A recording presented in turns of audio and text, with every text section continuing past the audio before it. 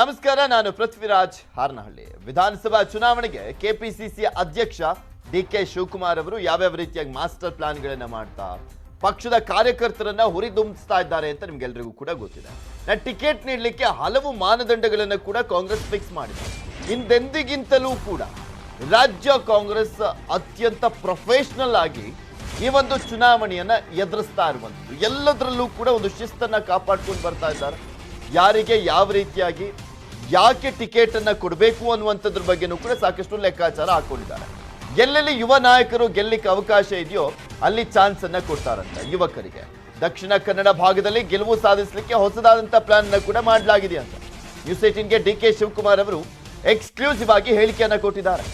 CNN news 18 town hall ಕಾರ್ಯಕ್ರಮದ ಬಳಿಕ ಹೇಳಿಕೆಯನ್ನ ಕೊಟ್ಟು ಚುನಾವಣೆಗಾಗಿ ಬಿಜೆಪಿಯಿಂದ ಇತಿಹಾಸ ತಿರುಚುವಂತ ಕೆಲಸ ಆಗ್ತಾ ಇದೆ. ಮಹನೀಯರ ಬಗ್ಗೆ ವಿವಾದ ಎಬ್ಬಿಸುವಂತ ಕೆಲಸವನ್ನ ಮಾಡ್ತಾ ಇದೆ ಬಿಜೆಪಿ. ಭಾವನಾತ್ಮಕವಾಗಿ ಮತಗಳನ್ನ ಪಡೆಯಲಿಕ್ಕೆ ಬಿಜೆಪಿ ಹೊರಟಿದೆ ಅಂತ ಡಿಕೆ ಶಿವಕುಮಾರ್ ಅವರು ಹೇಳಿದ್ರು. ಡಿಕೆ ಶಿವಕುಮಾರ್ ಅವರನ್ನ ನಮ್ಮ ಪ್ರತಿನಿಧಿ ಶಿವಪ್ರಸಾದ್ ಮಾತನಾಡಿಸಿದ್ದಾರೆ, ನೋಡೋಣ. ಕೆಪಿಸಿಸಿಯ ಅಧ್ಯಕ್ಷರು ಕಾಂಗ್ರೆಸ್ ಪಕ್ಷದ ಟ್ರಬಲ್ ಶೂಟರ್ ಆದಂತಹ ಡಿಕೆ ಶಿವಕುಮಾರ್ ಅವರು CNN ನ್ಯೂಸ್ 18ನ ಟೌನ್ ಹಾಲ್ ಕಾರ್ಯಕ್ರಮದಲ್ಲಿ ಭಾಗಿಯಾಗಿದ್ರು. ಸರ್, ಈಗ ಏನೇ ಒಂದು ಟೌನ್ ಹಾಲ್ ಕಾರ್ಯಕ್ರಮದಲ್ಲಿ ಭಾಗಿಯಾಗಿದ್ರ, ಇದು ದೇಶದಾದ್ಯಂತ ಪ್ರಸಾರ ಆಗುತ್ತೆ ಕಾರ್ಯಕ್ರಮ. ಇಲ್ಲಿ ತಾವು ಭಾಗಿಯಾಗಿ ತಮ್ಮ ಪಕ್ಷದ ಒಂದು ಸಿದ್ಧಾಂತಗಳಾಗಿರ್ಬೋದು, ಮುಂದೆ ಜನತೆಗೆ ಏನೆಲ್ಲ ಭರವಸೆಗಳು ಕೊಡ್ತೀರಾ, ಜೊತೆಗೆ ಒಂದು ಬಿಜೆಪಿ ಪಕ್ಷದ ಒಂದಷ್ಟು ಏನು ಭ್ರಷ್ಟಾಚಾರ ಇವೆಲ್ಲವನ್ನು ಕೂಡ ಮಾತಾಡಿದ್ರ. ಇದು ಇಡೀ ದೇಶದಾದ್ಯಂತ ಪ್ರಸಾರ ಆಗುತ್ತೆ. ಸೊ ಚುನಾವಣೆ ಟೈಮಲ್ಲಿ ಇಂತಹ ಒಂದು ಕಾರ್ಯಕ್ರಮ ತಮ್ಗೆ ಹೇಗೆ ಯೂಸ್ ಆಗುತ್ತೆ? ಇದು ಚುನಾವಣೆ ಅಲ್ಲ, ಚುನಾವಣೆ ಇರಲಿ ಚುನಾವಣೆ ಇಲ್ಲದೆ ಹೋಗಲಿ, ನಾವು ಜನರ ಧ್ವನಿ ಆಗಬೇಕು. ಇವತ್ತು ಪ್ರಜೆ ಧ್ವನಿಗಾಗಿ ಯಾತ್ರೆ ಮಾಡ್ತಾ ಇದ್ದೀವಿ. ಜನ ಏನ್ ಕಷ್ಟ ಅನುಭವಿಸ್ತಾ ಇದ್ದಾರೆ, ಏನ್ ನೋವು ಅನುಭವಿಸ್ತಾ ಇದ್ದಾರೆ, ಅದಕ್ಕೊಂದು ಪರಿಹಾರ ಕೊಡಬೇಕು ಅಂತೇಳಿ ನಾವು ಹೊರಟಿದ್ದೇವೆ. ಇಂತಹ ಸಂದರ್ಭದಲ್ಲಿ ತಮ್ಮ ಮಾಧ್ಯಮದವರು ಏನ್ ನೀಡಿದ್ದಾರೆ, ಜನರಿಗೆ ನಮ್ಮ ಆಚಾರ ವಿಚಾರ ಪ್ರಚಾರ ಆಗಲಿಕ್ಕೆ ಒಂದು ಅವಕಾಶ ಸಿಕ್ಕಿದೆ. ಅದರಿಂದ ನಿಮ್ಗೆ ಅಭಿನಂದಿಸ್ತೇನೆ. ಸರ್, ಈಗ ಎಲ್ಲಾ ಕಡೆ ಯುವ ನಾಯಕರಿಗೆ ಟಿಕೆಟ್ ಕೊಡುವಂತಹ ನಿಟ್ಟಿನಲ್ಲಿ ಚರ್ಚೆಗಳು ನಡೀತಾ ಇದೆ. ಕಾಂಗ್ರೆಸ್ ಪಕ್ಷ 2023ರ ಚುನಾವಣೆಗೆ ತಮ್ಮ ಯುವ ನಾಯಕರುಗಳಿಗೆ ಟಿಕೆಟ್ ಕೊಡುವಂತಹ ವಿಚಾರದಲ್ಲಿ ಹೇಗೆ ಒಂದು ಡಿಸಿಷನ್ ತೆಗೆದುಕೊಳ್ಳುತ್ತೆ? ಎಲ್ಲಿ ಗೆಲ್ಲಕ್ಕೆ ಅವಕಾಶ ಇದೆ ಅಂತವ್ರಿಗೆ ಹೆಚ್ಚಿಗೆ ಯುವಕರಿಗೆ ಅವಕಾಶ ಮಾಡಿಕೊಡ್ತೀವಿ. ನಮಗೆ ಗೆಲ್ಲೋದು ಇಂಪಾರ್ಟೆಂಟು, ನಂಬರ್ ಇಂಪಾರ್ಟೆಂಟು. ಆ ದೃಷ್ಟಿಯಿಂದ ಯುವಕರಿಗೂ ಗೊತ್ತಿದೆ, ಎಲ್ಲಿ ಅವ್ರಿಗೆ ಸಾಮರ್ಥ್ಯ ಇದೆ ಅವ್ರಿಗೊಂದು ಅವಕಾಶ ಮಾಡಿಕೊಡ್ತೀವಿ. ಸರ್, ಇನ್ನ ದಕ್ಷಿಣ ಕನ್ನಡ ವಿಚಾರ ಮಾತಾಡ್ತಾಗ ತಾವು ಹೇಳಿದ್ರ ನಾವೊಂದು ಹೊಸ ಸ್ಟ್ರಾಟಜಿನ ಬಳಸ್ತಾ ಇದೀವಿ ಅಂತ, ಏನು ಅಂತ ಹೇಳ್ಬೋದಾ ಸರ್? ಏನಿಲ್ಲ, ಅಲ್ಲಿ ಉದ್ಯೋಗ ಸೃಷ್ಟಿ ಮಾಡಬೇಕು, ವಲಸೆ ಹೋಗೋದನ್ನು ತಪ್ಪಿಸ್ಬೇಕು, ಅಲ್ಲಿ ಮನಶಾಂತಿ ಕೊಡಬೇಕು, ಕೋಮು ಗಲಭೆಗೆ ತಡೆ ಹಾಕಬೇಕು. ಅಲ್ಲಿ ಪ್ರಚೋದನೆ ಏನಿದ್ದಾರೆ ಅಲ್ಲಿ ಒಂದು ನಾವು ಅವರು ಭಾವನೆ ಮೇಲೆ ಬಿಜೆಪಿ ರಾಜಕಾರಣ ಮಾಡ್ತಾರೆ, ಎಮೋಷನ್ಸ್ ಸೆಂಟಿಮೆಂಟ್ ಮೇಲೆ. ನಾವು ಬದುಕಿನ ಮೇಲೆ ನಾವು ರಾಜಕಾರಣ ಮಾಡ್ತೀವಿ. ಭಾವನೆಗೂ ಬದುಕಿಗೂ ವ್ಯತ್ಯಾಸ. ನಮಗೆ ಜನಕ್ಕೆ ಹೊಟ್ಟೆ ತುಂಬಬೇಕು, ಕೆಲಸ ಸಿಗಬೇಕು, ಅವ್ರಿಗೆ ಎಲ್ಲ ಸಮಸ್ಯೆ ಶಾಂತಿಯಿಂದ ಇರಬೇಕು ಅವ್ರಿಗೆ.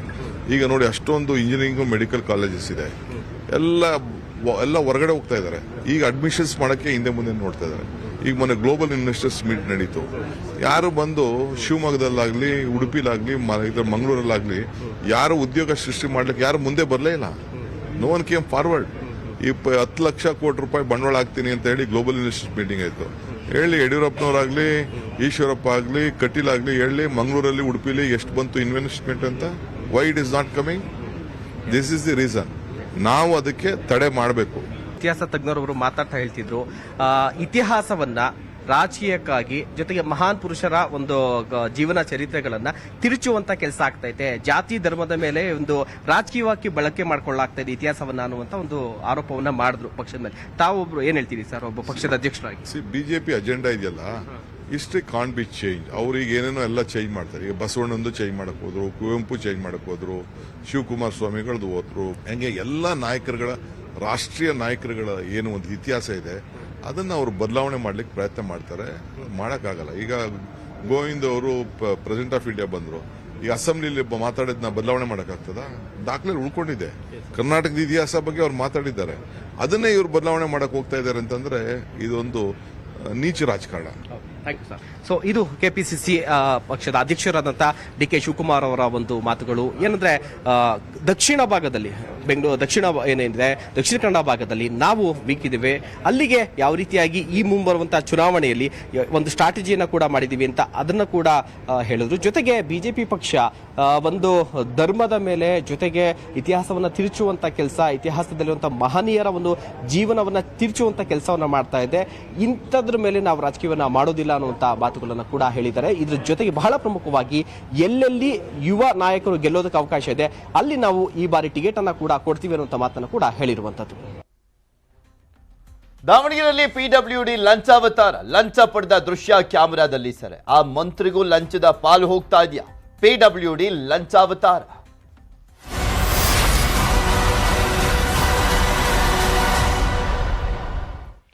ಲಂಚ ಲಂಚ ಲಂಚ.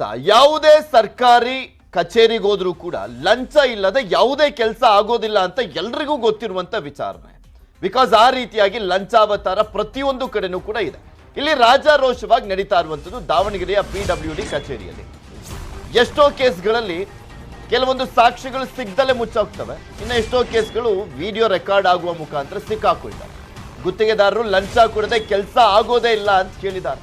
ಒಂದು ಬಿಲ್ಡಿಂಗ್ ಫೈಲ್ ಕ್ಲಿಯರ್ಗೆ 20,000 ರೂಪಾಯಿಯನ್ನ ಕೇಳ್ತಾರೆ. ಒಂದು ಬಿಲ್ಡಿಂಗ್ ಫೈಲ್ ಕ್ಲಿಯರ್ ಮಾಡಬೇಕು ಅಂದ್ರೆ 20,000. ಅಧಿಕಾರಿ ಲಂಚ ಪಡೆಯುವಂತ ದೃಶ್ಯ ನ್ಯೂಸ್ 18ಗೆ ಲಭ್ಯವಾಗಿದೆ. ಲಂಚ ಪಡೆದ ಸಹಾಯಕ ಕಾರ್ಯಪಾಲಕ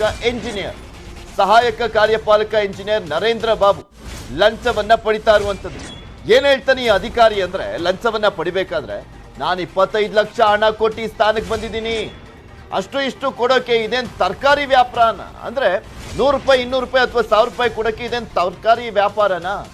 ಅಲ್ಲ, ಜಾಸ್ತಿ ಕೊಡಬೇಕು ಅಂತ ಡಿಮ್ಯಾಂಡ್. ಇಲ್ಲಿ 10,000 ಲಂಚಕ್ಕೆ ಒಪ್ಪದ AEE ನರೇಂದ್ರ ಬಾಬು. ಲಂಚದ ದೃಶ್ಯ ಸೆರೆ ಹಿಡಿದಿರುವಂತದ್ದು ಶ್ರೀರಾಮ ಸೇನೆ ಮುಖಂಡರು. ಲಂಚ ಪಡೆದ ವಿಡಿಯೋ ಸಮೇತ ದೂರನ್ನ ಕೊಡ್ಲಿಕ್ಕೆ ನಿರ್ಧಾರವನ್ನು ಮಾಡಿದ್ದಾರೆ. ದೂರನ್ನ ನೀಡಲಿಕ್ಕೆ ಮುಂದಾಗಿರುವಂತದ್ದು ಶ್ರೀರಾಮ ಸೇನೆ. ಅವ್ರು ದೂರ ಕೊಡ್ಲಿ ಬಿಡ್ಲಿ, ಈಗ ಸುದ್ದಿ ಪ್ರಸಾರ ಆಗ್ತದೆ, ನೋಡೋಣ. ಅಲ್ಲಿರುವಂತ ಅಧಿಕಾರಿಗಳಿಗೆ ಬದ್ಧತೆ ಅನ್ನುವಂಥದ್ದಿದ್ರೆ, ನಿಜವಾಗ್ಲೂ ಕೂಡ ಅವ್ರು ಭ್ರಷ್ಟಾಚಾರವನ್ನ ತೊಡೆದಾಕ್ಬೇಕು ಅನ್ನುವಂಥದ್ದು ಏನಾದ್ರೂ ಇದ್ರೆ ಈ ಮಾಧ್ಯಮದಲ್ಲಿ ಬಂದಿರುವಂತ ಸುದ್ದಿಯನ್ನ ನೋಡಿ ಅವ್ರ ಕ್ರಮ ಕೈಗೊಳ್ಬಹುದು.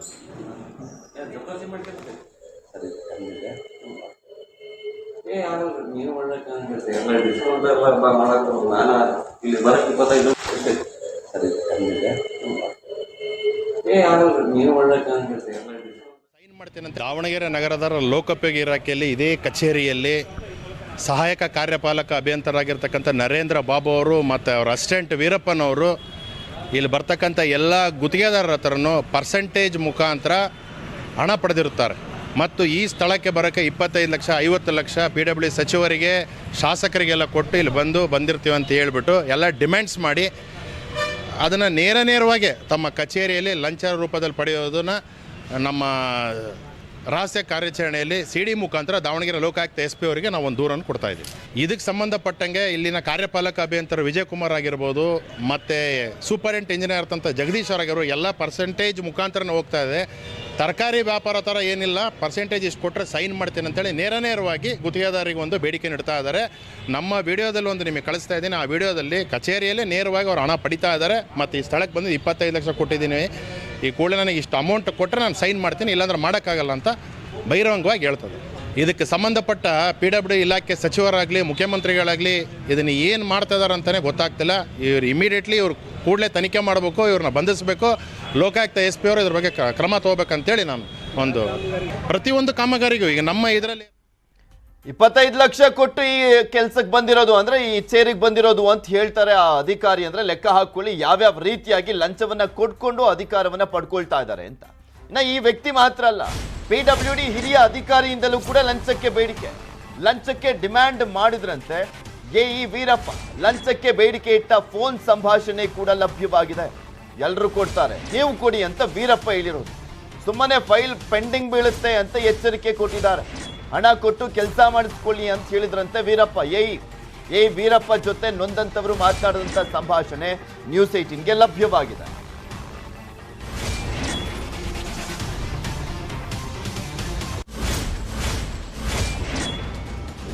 ದಾವಣಗೆರೆಯಲ್ಲಿ ನಡೆದಿರುವಂತ ಲಂಚ ಅವತಾರ ಇದು.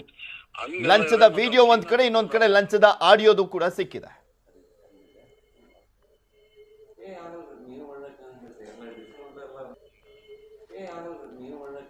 ಇಲ್ಲ, ಲಂಚವನ್ನ ಕೇಳಿರುವಂತ ಒಂದು ಆಡಿಯೋ ಕೂಡ ವೈರಲ್ ಆಗ್ತಾ ಇರುವಂತದ್ದು, ಅದನ್ನು ಕೂಡ ನೋಡೋಣ.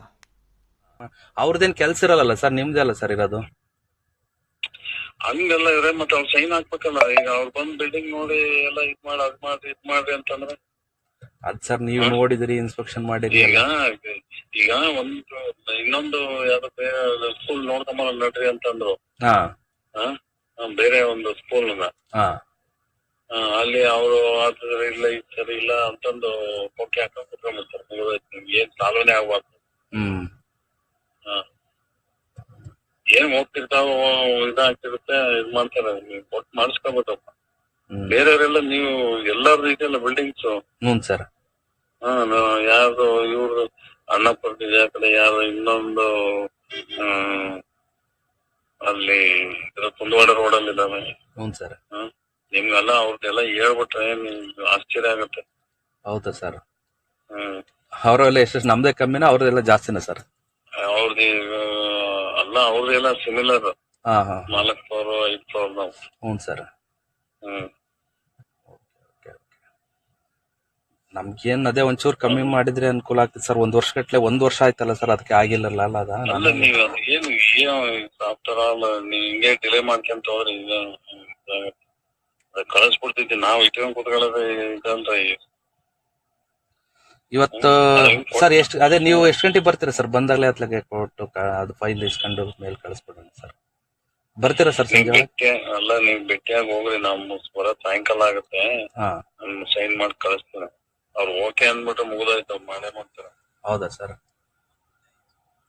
ಅಲ್ಲ ನೀವೇನಾರು ಒಂದ್ ಮಾತು ಹೇಳಿ ಸರ್, ಒಂದ್ 15,000 ಫೈನಲ್ ಏನಾರ. ನಾವ್ ಹೇಳಕ್ ಆಗಲ್ರಿ, ಹೌದಾ? ಅವ್ರದ್ದು ಬೇರೆನೆ ಇದೆ ಟರ್ಮ್ಸ್. ಗೊತ್ತಾಯ್ತ್ರಿ? ಡಿಮ್ಯಾಂಡ್ ಜಾಸ್ತಿ ಸರ್. ಹಂಗಲ್ಲ, ಅವ್ರದ್ದು ಇದೇ ಬೇರೆ, ಲೈನೇ ಬೇರೆ.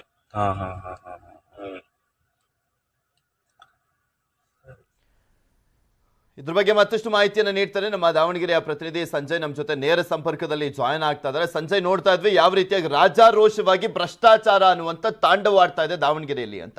ಆಲ್ಮೋಸ್ಟ್ ಎಲ್ಲಾ ಕಡೆನೂ ಕೂಡ ಭ್ರಷ್ಟಾಚಾರ ಇದ್ದೇ ಇದೆ.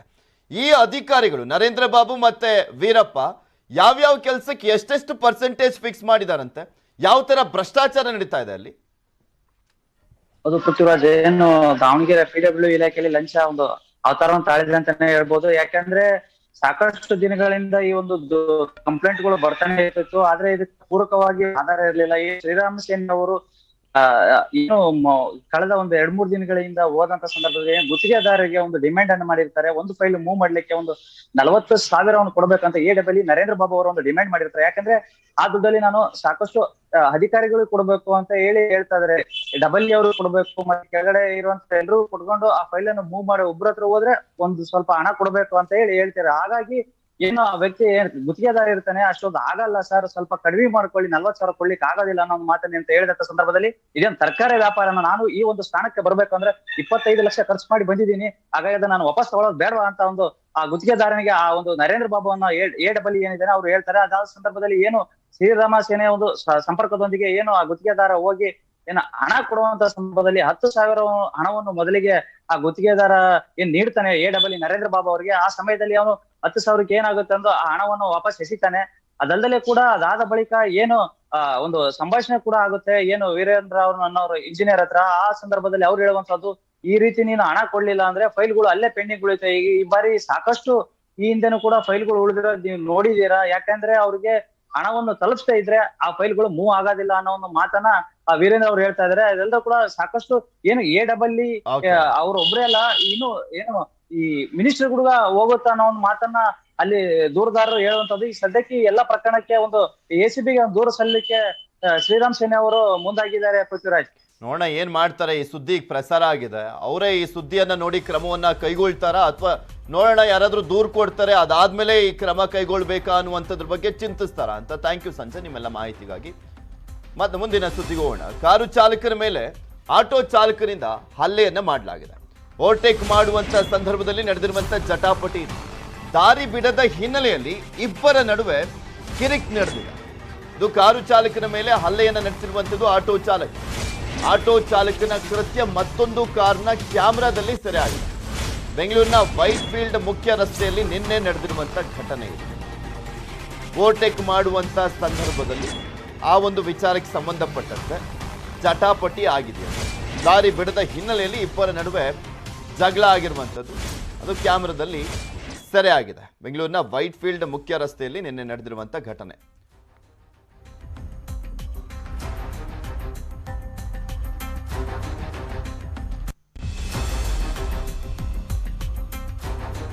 ನಿಮಗೆ ದೃಶ್ಯಾವಳಿಗಳಲ್ಲಿ ತೋರಿಸ್ತಾ ಇದೀವಿ, ಗಮನಿಸಬಹುದು ಯಾವ ರೀತಿಯಾಗಿ ಆಟೋ ಚಾಲಕ ಇಳಿದು ಬಂದು ಹೊಡಿತಾನೆ ಅನ್ನುವಂಥದ್ದನ್ನ.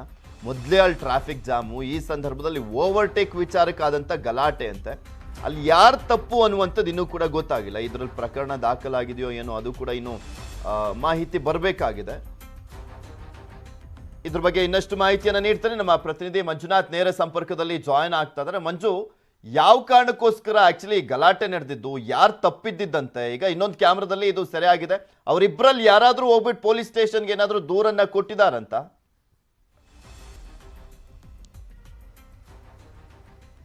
ಪೃಥ್ವಿ, ಒಂದು ಘಟನೆ ನಡೆದಿರುವಂತದ್ದು ನಿನ್ನೆ ವೈಟ್ ಫೀಲ್ಡ್ ಠಾಣಾ ವ್ಯಾಪ್ತಿಯಲ್ಲಿ. ಅಂದ್ರೆ ಎಲ್ಲೋ ಒಂದು ಕಡೆ ವೈಟ್ ಫೀಲ್ಡ್ ಅಂದ್ರೆ ಟ್ರಾಫಿಕ್ ಜಾಮ್ ಇತ್ತೀಚಿನ ದಿನಗಳಲ್ಲಿ ಜಾಸ್ತಿ ಆಗ್ತಿರುವಂತದ್ದು. ಈ ಒಂದು ಸಂದರ್ಭದಲ್ಲಿ ಆಟೋ ಮತ್ತು ಕಾರ್ ಎರಡೂ ಕೂಡ ಅಷ್ಟೇ ಓವರ್ಟೇಕ್ ಮಾಡುವಂತಹ ಒಂದು ವಿಚಾರವಾಗಿ ಈ ಒಂದು ಘಟನೆ ಆಗಿರುವಂತದ್ದು. ಮೊದಲನೇದಾಗಿ ಕಾರನ್ನ ಆಟೋದವನು 2-3 ಬಾರಿ ಓವರ್ಟೇಕ್ ಮಾಡುವಂತ ಒಂದು ಪ್ರಯತ್ನವನ್ನು ಕೂಡ ಮಾಡ್ತಾನೆ. ಎಷ್ಟೇ ಪ್ರಯತ್ನ ಮಾಡಿದ್ರು ಕೂಡ ಅಷ್ಟೇ ರೋಡು ಕೂಡ ಅಷ್ಟೇ ಒಂದ್ ಕಡೆ ಚಿಕ್ಕದಾಗಿರುತ್ತೆ, ಜೊತೆಗೆ ವೆಹಿಕಲ್ ಮೂವ್ಮೆಂಟ್ ಕೂಡ ಅಷ್ಟೇ ಜಾಸ್ತಿ ಆಗಿರುತ್ತೆ. ಈ ಒಂದು ಕಾರಣಕ್ಕೋಸ್ಕರ ಕಾರಿನ ಚಾಲಕ ಏನಿದೆ ಈತ ಆಟೋದವನಿಗೆ ಎಲ್ಲೂ ಕೂಡ ಅಷ್ಟೇ ಜಾಗ ಬಿಡೋದಕ್ಕೆ ಅವಕಾಶ ಸಿಗೋದಿಲ್ಲ.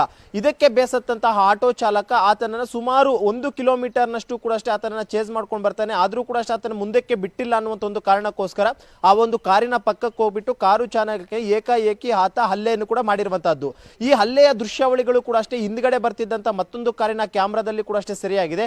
ಆದ್ರೆ ಈಗ ಪೊಲೀಸರು ಹೇಳುವಂತಹ ಮಾಹಿತಿಯ ಪ್ರಕಾರವಾಗಿ ಇದುವರೆಗೂ ಕೂಡ ಪೊಲೀಸ್ ಠಾಣೆಗೆ ಯಾವುದೇ ರೀತಿಯಂತಹ ದೂರು ಕೂಡ ಬಂದಿಲ್ಲ ಅನ್ನುವಂಥದ್ದನ್ನ ಪೊಲೀಸರು ಹೇಳ್ತಿದ್ರೆ. ಆದ್ರೆ ಕಾರಿನ ಚಾಲಕನ ಒಂದು ಕ್ಯಾಮ್ರಾದಲ್ಲಿ ಏನು ವಿಜುವಲ್ ಕ್ಯಾಪ್ಚರ್ ಆಗುತ್ತೆ ಅದನ್ನ ಈಗ ಸೋಷಿಯಲ್ ಮೀಡಿಯಾದಲ್ಲಿ ಕೂಡ ಅಷ್ಟೇ ಹರಿದಾಡ್ತಿದ್ದು, ಸದ್ಯಕ್ಕೆ ಈಗ ಪೊಲೀಸರು ಕೂಡ ಅಷ್ಟೇ ಆ ಒಂದು ಆಟೋ ಚಾಲಕ ಯಾರು ಅನ್ನೋದ್ರ ಬಗ್ಗೆ ಕೂಡ ಮಾಹಿತಿಯನ್ನ ಕಲೆ ಹಾಕಲು ಮುಂದಾಗ್ತಿರುವಂತದ್ದು. ಯಾಕಂದ್ರೆ ಒಂದು ಕಡೆ ಯಾವುದೇ ದೂರು ಕೂಡ ಇದುವರೆಗೂ ಪೊಲೀಸ್ ಠಾಣೆಗೆ ಬಂದಿಲ್ಲ. ಆದ್ರೂ ಕೂಡ ಸೋಷಿಯಲ್ ಮೀಡಿಯಾದಲ್ಲಿ ಒಂದು ವಿಡಿಯೋ ವೈರಲ್ ಆಗ್ತಿರುವಂತ ಕಾರಣಕ್ಕೋಸ್ಕರ ಆ ಒಂದು ಆಟೋ ಚಾಲಕ ಯಾರು ಮತ್ತು ಕಾರಿನ ಚಾಲಕ ಯಾರು ಅನ್ನೋದ್ರ ಬಗ್ಗೆ ಕೂಡ ಅಷ್ಟೇ ಪೊಲೀಸರಿಗೆ ಪತ್ತೆ ಮಾಡೋದೊಂದು ಕೆಲಸವನ್ನು ಕೂಡ ಮಾಡ್ತಾ ಇದ್ದಾರೆ. ಪೃಥ್ವಿ, ಓಕೆ, ಥ್ಯಾಂಕ್ ಯು ಮಂಜು ನಿಮ್ಮೆಲ್ಲ ಮಾಹಿತಿಗಾಗಿ. ಒಂದು ಪ್ರೇಮ ಪ್ರಕರಣದ ವಿಚಾರಕ್ಕೆ ಸಂಬಂಧಪಟ್ಟಂತೆ ಸಾಕಷ್ಟು ಅನುಮಾನಗಳು ಕಾಡಿದ್ವು. ಬಿಕಾಸ್ ಪಾಕ್ ಮೂಲದ ಯುವತಿಯನ್ನ ಭಾರತದ ಹುಡುಗ ಮದುವೆ ಆಗ್ಬಿಟ್ಟಿದ್ದ. ಸೊ ಹೀಗಾಗಿ ಸಹಜವಾಗಿ ಪಾಕ್ ಮೂಲದವರು ಅಂತ ಬಂದಂತ ಸಂದರ್ಭದಲ್ಲಿ ಸಾಕಷ್ಟು ಶಂಕೆಗಳಿರ್ತವೆ, ಅನುಮಾನಗಳಿರ್ತವೆ. ಬೆಂಗಳೂರಿನಲ್ಲಿ ಪಾಕ್ ಮೂಲದ ಯುವತಿ ಪತ್ತೆ ಆಗಿದ್ಲು. ಆ ಪ್ರಕರಣಕ್ಕೆ ಸಂಬಂಧಪಟ್ಟಂತೆ ರಾಷ್ಟ್ರೀಯ ತನಿಖಾ ಸಂಸ್ಥೆಗಳಿಗೆ ಸಲ್ಲಿಕೆ ಆಯಿತು ವರದಿ. ರಾಜ್ಯ ಗುಪ್ತಚರ ಇಲಾಖೆ ವರದಿಯಲ್ಲಿ ಏನಿದೆ ಅನ್ನುವಂಥದ್ದನ್ನ ಹೇಳ್ತಾ ಹೋಗ್ತೀನಿ. ಇಂಡಿಯಾ ಯುವಕ ಪಾಕ್ ಯುವತಿ ಪ್ರೇಮ್ ಕಹಾನಿ. ಯುವತಿ ಇಕ್ರಾ, ಬಿಹಾರದ ಮುಲಾಯಂ ಸಿಂಗ್ ಯಾದವ್ ಇಬ್ಬರಿಗೂ ಕೂಡ ಯಾವುದೇ ರೀತಿಯಾದಂಥ ಅಪರಾಧ ಪ್ರಕರಣಗಳ ಹಿನ್ನೆಲೆ ಇಲ್ಲ. ಇದು ಜಸ್ಟ್ ಪ್ರೇಮ ಪ್ರಕರಣ. ರಾಜ್ಯ ಗುಪ್ತಚರ ಇಲಾಖೆಯಿಂದ ಇಬ್ಬರ ತೀವ್ರ ವಿಚಾರಣೆಯನ್ನ ಮಾಡಲಾಗಿತ್ತು. 4 ವರ್ಷಗಳ ಪ್ರೀತಿ ಬಳಿಕ ಭಾರತಕ್ಕೆ ಬಂದಿರುವಂಥದ್ದು ಬೆಳಕಿಗೆ ಬಂದಿದೆ. ಕುಟುಂಬಸ್ಥರ ಒಪ್ಪಿಗೆ ಪಡೆದೇ ಭಾರತಕ್ಕೆ ಬಂದಿರುವಂಥದ್ದು ಬೆಳಕಿಗೆ ಬಂದಿರುವಂಥದ್ದು. ಕರಾಚಿಯಿಂದ ದುಬೈನಿಂದ ನೇಪಾಳಕ್ಕೆ ಬಂದಿದ್ದಂಥ ಇಕ್ರಾ, ನೇಪಾಳದಿಂದ ಬಿಹಾರಕ್ಕೆ ಬಂದಿದ್ದಂಥದ್ದು. ಪಾಕಿಸ್ತಾನ ಯುವತಿ ಬಿಹಾರದಿಂದ ಮುಲಾಯಂ ಸಿಂಗ್ ಜೊತೆಗೂಡಿ ಬೆಂಗಳೂರಿಗೆ ಬಂದು ಇಲ್ಲಿ ವಾಸವನ್ನ ಮಾಡ್ತಾರೆ. ಯುವತಿಯ ಬಗ್ಗೆ ಸಂಪೂರ್ಣ ಮಾಹಿತಿಯನ್ನ ಜಾಲಾಡಿದ್ರು ISD ಮತ್ತು ಗುಪ್ತಚರ ಇಲಾಖೆಯವರು. ಈ ಬಗ್ಗೆ ಕೇಂದ್ರ ತನಿಖಾ ಸಂಸ್ಥೆಗಳಿಗೆ ವರದಿಯನ್ನ ಸಲ್ಲಿಕೆ ಮಾಡಲಾಗಿದೆ. ಆ ವರದಿಯಲ್ಲಿ ಉಲ್ಲೇಖ ಆಗಿರುವಂಥದ್ದು ಇವ್ರಿಗೆ ಯಾವುದೇ ರೀತಿಯಾದಂಥ ಅಪರಾಧ ಹಿನ್ನೆಲೆ ಇಲ್ಲ. ಇವರಿಬ್ಬರು ಕೂಡ ಲವ್ ಮಾಡಿ ಮದುವೆ ಆಗಿದ್ದಾರೆ. ಇದು ಪ್ರೇಮ ಪ್ರಕರಣ ಅಷ್ಟೇ. ಯಾಕೆಂದ್ರೆ ಯಾರೇ ಆಗಲಿ ಒಂದು ವಿದೇಶದಿಂದ ಬಂದಂಥ ಸಂದರ್ಭದಲ್ಲಿ ಬೇರೆ ಏನಾದರೂ ಪ್ಲಾನ್ ಮಾಡ್ಕೊಂಡು ಬಂದಿರ್ತಾರ, ಏನಾದರೂ ವಿಧ್ವಂಸಕ ಕೃತ್ಯಗಳನ್ನು ಎಸಗುವಂಥ ನಿಟ್ಟಿನಲ್ಲಿ ಇವರನ್ನು ಯೂಸ್ ಮಾಡ್ಕೊಳ್ಳಾಗಿರುತ್ತಾ ದಾಳವಾಗಿ ಅನ್ನುವಂಥ ಪ್ರಶ್ನೆಗಳಿರ್ತವೆ. ಇದ್ರ ಬಗ್ಗೆ ಮತ್ತಷ್ಟು ಮಾಹಿತಿಯನ್ನು ನೀಡ್ತಾರೆ ನಮ್ಮ ಪ್ರತಿನಿಧಿ ಮಂಜುನಾಥ್. ನಮ್ಮ ಜೊತೆ ನೇರ ಸಂಪರ್ಕದಲ್ಲಿ ಜಾಯಿನ್ ಆಗ್ತಾ ಇದ್ದಾರೆ. ಮಂಜುನಾಥ್, ಸಾಕಷ್ಟು ಅನುಮಾನಗಳಿದ್ವು, ಸಹಜ ಶಂಕೆ ಅಂದ್ರೆ. ಬಿಕಾಸ್ ಈ ಪಾಕಿಸ್ತಾನದಿಂದ ಯಾರಾದರೂ ಬರ್ತಾರೆ ಅಂದ್ರೆ ಅನುಮಾನಗಳು ಜಾಸ್ತಿ ಇರ್ತವೆ. ಏನಾದರೂ ವಿಧ್ವಂಸಕ ಕೃತ್ಯಗಳಿಗೆ ಇವರನ್ನ ದಾಳವಾಗಿ ಉಪಯೋಗಿಸ್ಕೊಳ್ಳುವಂತ ಸಾಧ್ಯತೆನೂ ಕೂಡ ಜಾಸ್ತಿ ಆಗಿರುತ್ತೆ. ಈ ಪ್ರಕರಣಕ್ಕೆ ಸಂಬಂಧಪಟ್ಟಂತೆ ಇದು ಪ್ರೇಮ ಪ್ರಕರಣ ಅಷ್ಟೇ ಅನ್ನುವಂಥದ್ದು ವರದಿ ಆಗಿರುವಂಥದ್ದು. ಏನೆಲ್ಲ ಉಲ್ಲೇಖ ಆಗಿದೆ ವರದಿಯನ್ನ ಸಲ್ಲಿಸಿರುವಂತ ಸಂದರ್ಭದಲ್ಲಿ?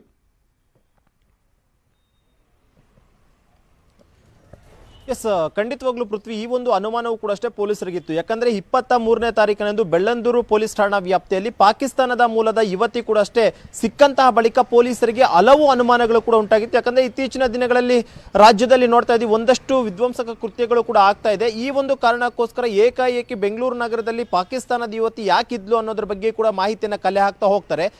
ಪ್ರೈಮರಿ ಇನ್ವೆಸ್ಟಿಗೇಷನ್ ಅಲ್ಲಿ ಗೊತ್ತಾಗುತ್ತೆ ಇದೊಂದು ರೀತಿಯಂತ ಪ್ರೇಮ ಪ್ರಕರಣ ಅನ್ನುವಂಥದ್ದು. ಯಾಕಂದ್ರೆ ಪಾಕಿಸ್ತಾನದ ಮೂಲದ ಯುವತಿ ಬಿಹಾರದ ಓರ್ವ ಯುವಕನಿಗೆ ಲೂಡೋ ಆಡುವಂತಹ ಒಂದು ಸಂದರ್ಭದಲ್ಲಿ ಪರಿಚಯ ಪ್ರೀತಿಯಾಗಿ ತದನಂತರ ಇವರು ಮದುವೆ ಆಗಿ ಬೆಂಗಳೂರಿಗೆ ಬಂದಿದ್ರು ಅನ್ನೋದ್ರ ಬಗ್ಗೆ ಪ್ರಾಥಮಿಕ ಇನ್ವೆಸ್ಟಿಗೇಷನ್ ಗೊತ್ತಾಗುತ್ತೆ.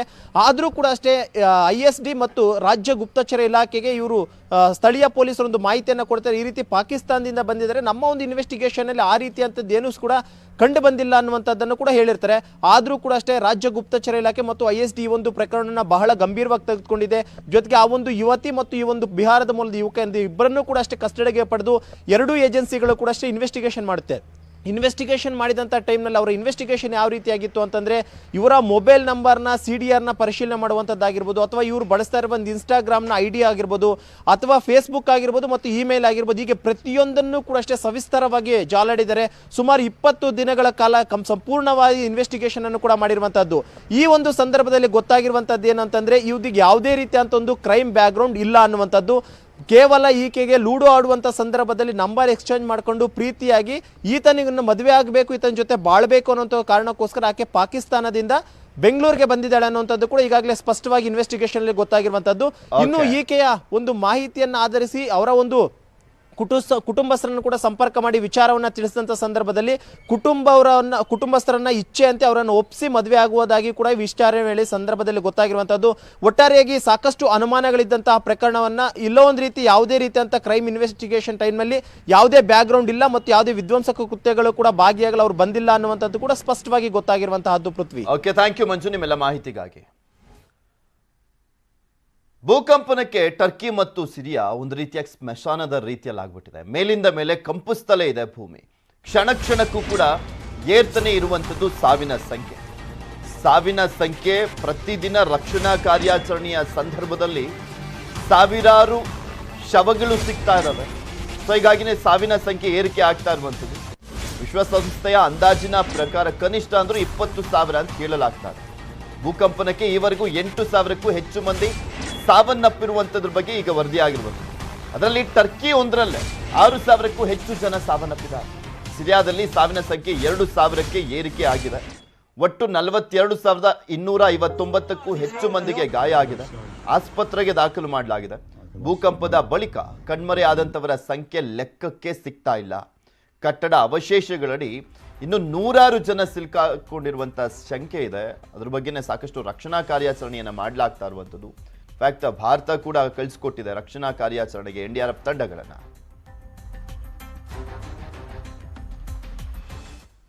ಟರ್ಕಿಯಲ್ಲಿ ಭೂಕಂಪ ಹಿನ್ನೆಲೆಯಲ್ಲಿ ಕನ್ನಡಿಗರಿಗೆ ಸಹಾಯವಾಣಿಯನ್ನ ತೆರೆಯಲಾಗಿದೆ. ಟರ್ಕಿ ಕನ್ನಡಿಗರಿಗಾಗಿ ಸಹಾಯವಾಣಿಯನ್ನ ತೆರೆಯಲಾಗಿರುವಂಥದ್ದು. ರಾಜ್ಯ ಸರ್ಕಾರ ಸಹಾಯವಾಣಿಯನ್ನ ಆರಂಭಿಸಿದೆ. ಟರ್ಕಿಯಲ್ಲಿ ಸಿಲುಕಾಕೊಂಡಿರುವಂತಹ ಕನ್ನಡಿಗರಿಗಾಗಿ ಈ ಸಹಾಯವಾಣಿ 08022340676. ಕನ್ನಡಿಗರು ಯಾರಾದರೂ ಅಲ್ಲಿದ್ದಂಥವ್ರಿಗೆ ಮಾಹಿತಿ ಇದ್ದರೆ ನೀವು ತಿಳಿಸ್ಕೊಡ್ಬೋದು. ಬೇಕಿದ್ರೆ ಸರ್ಕಾರಕ್ಕೆ ಈ ನಂಬರ್ಗೆ ಕರೆಯನ್ನು ಮಾಡಿ ನಿಮ್ಗೆ ಗೊತ್ತಿರುವಂಥವ್ರು ಯಾರೋ ಟರ್ಕಿ ದೇಶದಲ್ಲಿ ಇದ್ದಂಥವ್ರ ಬಗ್ಗೆ ಮಾಹಿತಿಯನ್ನು ಕೊಡ್ಬೋದು. ಸಹಾಯವಾಣಿ ತೆರೆದಿರುವಂಥದ್ದು ವಿಪತ್ತು ನಿರ್ವಹಣಾ ಇಲಾಖೆ, ವಿದೇಶಾಂಗ ಇಲಾಖೆ ಅಧಿಕಾರಿಗಳ ಜೊತೆ ಸಂಪರ್ಕವನ್ನು ಮಾಡಲಾಗಿದೆ. ಬಟ್ ಸರ್ಕಾರಕ್ಕೆ ಇದ್ರ ಬಗ್ಗೆ ಒಂದು ಕ್ಲಾರಿಟಿ ಇಲ್ಲ, ಎಷ್ಟು ಜನ ಇದ್ದಾರೆ ಏನು ಎತ್ತ ಅಂತ. ಬಟ್ ಅದೇನೇ ಇರಲಿ, ಒಂದು ಸಹಾಯವಾಣಿಯನ್ನ ತೆರೆದಿದೆ ರಾಜ್ಯ ಸರ್ಕಾರ. ಸದ್ಯ ದೇಶದಲ್ಲಿ ಶ್ರೀಮಂತಿಕೆ, ಲಾಸು, ಷೇರು, ಹೂಡಿಕೆಯ ಕೇಂದ್ರ ಬಿಂದು ಅದಾನಿ. ಸಂಸತ್ನಲ್ಲಿ ಅದಾನಿ ಬಗ್ಗೆ ರಾಹುಲ್ ಗಾಂಧಿ ಎತ್ತಿದ ಪ್ರಶ್ನೆಗಳು ಪ್ರಧಾನಿ ಮೋದಿಯನ್ನ ಟಾರ್ಗೆಟ್ ಮಾಡಿತ್ತು. ರಾಹುಲ್ ಗಾಂಧಿ ನೇರ ಆರೋಪ ಇರೋದು ಪ್ರಧಾನಿ ಮೋದಿ ಮೇಲೆ. ಅದಾನಿ ದೇಶದ ನಂಬರ್ 1 ಶ್ರೀಮಂತ ಆಗೋದ್ರ ಹಿಂದೆ ಮೋದಿ ಕೈವಾಡ ಇದೆ ಅಂತ ರಾಹುಲ್ ಗಾಂಧಿ ಆರೋಪಿಸಿದ್ದಾರೆ. ಪ್ರಶ್ನೆ 1, ಅದಾನಿ ಒಟ್ಟು ಆಸ್ತಿ 8 ಶತಕೋಟಿಯಿಂದ 140 ಶತಕೋಟಿ ಆಗಿದ್ ಹೇಗೆ? 2014 से लेकर 2022 तक ये $8 बिलियन से $140 बिलियन कैसे हो गया? कैसे हुआ? ಪ್ರಶ್ನೆ 2, ಶ್ರೀಮಂತರ ಪಟ್ಟಿಯಲ್ಲಿ 609ರಲ್ಲಿದ್ದ ಅದಾನಿ 2ನೇ ರ್ಯಾಂಕ್ಗೆ ಬಂದಿದ್ ಹೇಗೆ? दुनिया के सबसे अमीर लोगों की इस पे ये 609 नंबर पे थे 14 में, पता नहीं जादू हुआ, दूसरे नंबर पे पहुंच गए। ಪ್ರಶ್ನೆ 3, ಪ್ರಧಾನಿ ಮೋದಿ ಜೊತೆ ಅದಾನಿ ಅವರ ಸಂಬಂಧ ಯಾವ ರೀತಿಯದ್ದು? इनका हिंदुस्तान के प्रधानमंत्री के साथ क्या रिश्ता है और कैसा रिश्ता है? ರಾಹುಲ್ ಗಾಂಧಿ ಪ್ರಶ್ನೆಗಳಿಗೆ ಸಂಸತ್ನಲ್ಲೇ ಕಾನೂನು ಸಚಿವ ಕಿರಣ್ ರಿಜಿಜು ಕೇವಲ ಆರೋಪ ಮಾಡಬೇಡಿ, ಪುರಾವೆ ನೀಡಿ ಅಂತ ಪ್ರತ್ಯುತ್ತರ ನೀಡಿದ್ರು. ಇನ್ನೊಂದೆಡೆ ಅದಾನಿ ವಿರುದ್ಧ ದೇಶಾದ್ಯಂತ ಕಾಂಗ್ರೆಸ್ ಪ್ರತಿಭಟನೆ ಮುಂದುವರೆದೇ ಇದೆ. Bureau report, news 18.